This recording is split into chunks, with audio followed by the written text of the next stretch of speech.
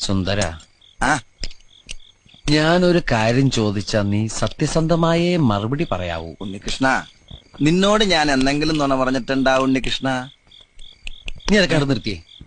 എടാ, ഒരു ബാങ്ക് തൊഴിലാളിയുടെ മകളെ ഒരു ബസ് മുതലാളി കല്യാണം കഴിക്കുന്നതിനെ കുറിച്ച് എന്താണ് നിന്റെ അഭിപ്രായം?